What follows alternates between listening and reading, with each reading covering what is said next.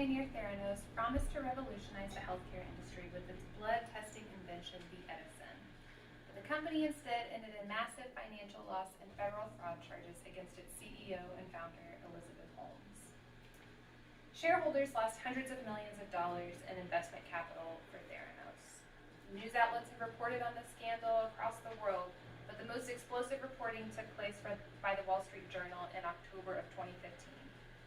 In the next few minutes, I will explain the creation of Theranos, its failure to deliver on its promises, the devolution of the billion-dollar company, and the demise of its CEO and founder, Elizabeth Holmes.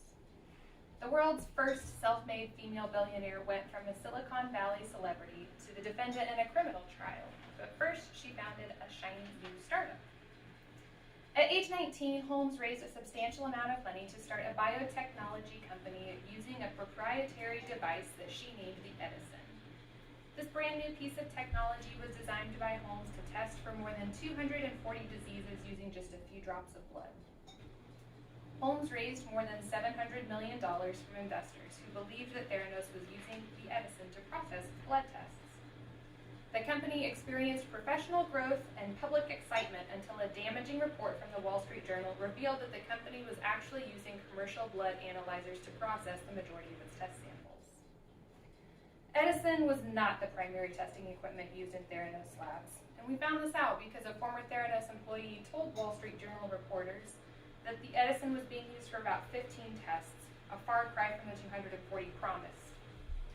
Then a health inspection in November of 2016 revealed that there were enough threats in the lab that were posing an imminent danger to patients' health and safety.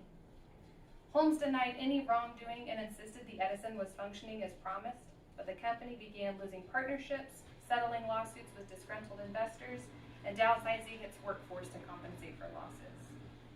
In 2018, Theranos was forced to dissolve.